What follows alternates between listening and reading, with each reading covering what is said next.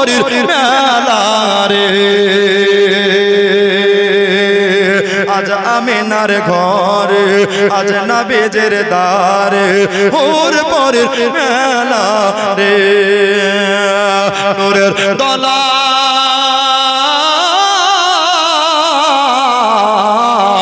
জোরে বলো নূরের দলায় দোলেন নবী নূরের দলায় দোলেন নবী নূরের দলায় দোলেন নবী নবী সাল্লাল্লাহু রে জোরে বলেন আজ আমিনার ঘরে আজ নবীজির দ্বারে ওর পরের মেলা রে ভাই তিনটা ভাইকে 1000 করে টাকা চেয়েছি দাদা আমার জোর নাই জুলুম নাই মোহব্বত দিয়ে এই গজলটাতে পুরো করে দিবেন আবার জীবনে ইনশাআল্লাহ আগে বাড়বো কে নূর নূর চারিদিকে চারিদিকে নূর নূর চারিদিকে চারিদিকে লক্ষ কোটি ফেরেশতারা আগে আর পিছে রে নূর নূর চারিদিকে চারিদিকে লক্ষ কোটি ফেরেশতারা আগে আর পিছে রে সালাম জানাই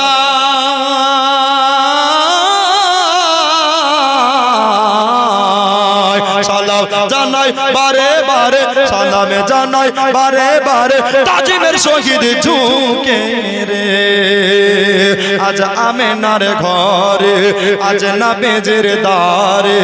ওর পরের মেলা রে নূরের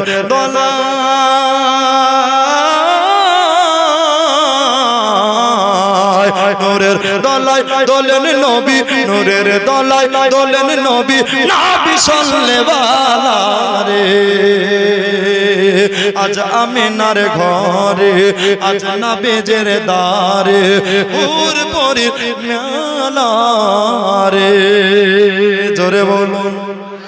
ভাই যদি ভারী হয়তো 500 করে 200 করে আচ্ছা নবীর সম্মুখে যদি এই কথা কেউ বলে আচ্ছা নবী খুশি হবে না বেজার আর নবী যদি খুশি হয়ে যায় তো আল্লাহ খুশি আর নবী যদি রাজি না হয় আল্লাহ নারাজ ঠিক কি না আমার কথা নয় কোরআন শরীফ বলছেন বাবা তো হোসাইন পাক দুনিয়াতে আসলেন আর দোলনায় দোলা হচ্ছে নবী পাকের সুন্নাত কার সুন্নাত নবী পাকের সুন্নাত তো হোসেন পাকের জন্য একটা দোলনা টাঙানো হলো তৈরি করা হলো মানে ঝুলনা টাঙানো হলো তো এই দোলনা কে দোলাবে সুবহানাল্লাহ ফাতেমা বলছেন আমি একটা ঝটকা দিয়ে দিলাম জোরে দোলনা সকাল বেলায় একবার আমি দলিয়েছি তো আল্লাহর কসম সন্ধ্যা গড়িয়ে যাচ্ছে রাত্রি পার হয়ে যাচ্ছে দোলনা দলা থামছে না জোরে বলো আলী বলছেন কি ব্যাপার দোলনা তো একবার দলালে তো দুবার থেকে তিনবার দলে ঠিক কি না তো এত দলছে কেন ডাকেন দয়ার নবীকে মায়ার নবীকে ডাকা হলো বলেন ইয়া রাসূলুল্লাহ ইয়া হাবিবাল্লাহ হুজুর এই দোলনা আমি একবার দলাইলাম কিন্তু বারবার করে কেন দলছে বলছেন ফাতেমা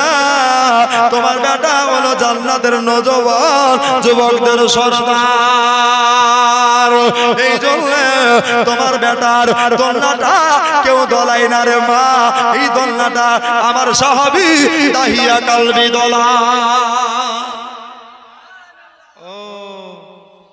দাহিয়া কালবি দলাই ঠিক আছে ফাতেমা বলেন আমি দেখব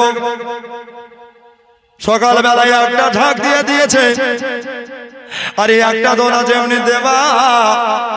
ফাতেমা আড়াল হয়ে গেছে জোরে বলেন সুবহানাল্লাহ নবীর বেটি মা আড়াল হয়ে গিয়া ফতেমা এবার যদি দেখতেছেন বাবা দাহিয়া কলবি এসে আমার ফতেমার বেটার দোলনা দোলায়। একদিন হলো, 2 দিন হলো,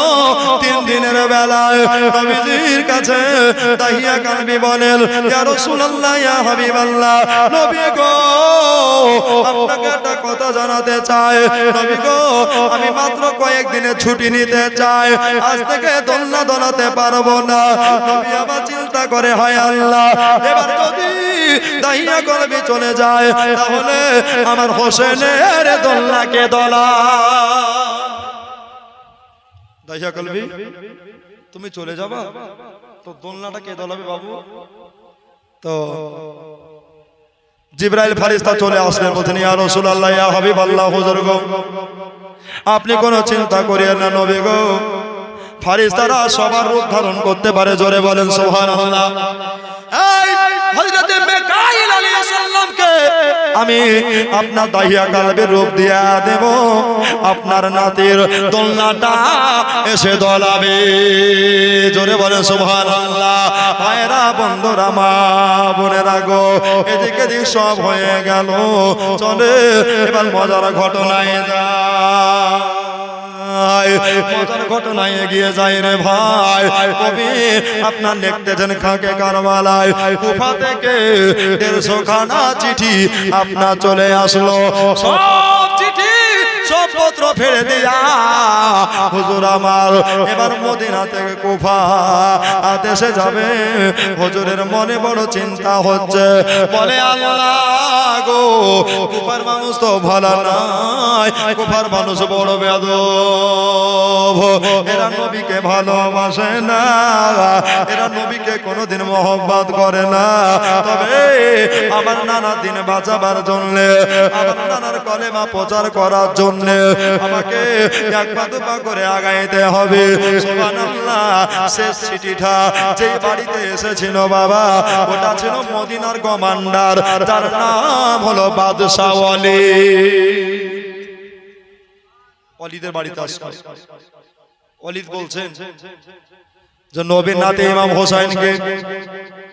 দাওয়াত দিয়া জিয়ারত দিয়া টপ করে পাওয়া যায় না, তবে আজকে যখন সুযোগ পেয়েছি আজকে হাত ছাড়া করলে হবে না। হোসেনকে আজ একটা দাস দিয়া ডেকে আনা হলো। হুজুর আসরের নামাজটা পড়ে নিলেন, জিন্দগিতে খাবার বাদ গেছে কিন্তু নামাজে কাজা হয়নি। ও আমার দাদারা দিদিরা গো, আমার মা বোনেরা, সুবহানাল্লাহ। হযরতে ফাতেমা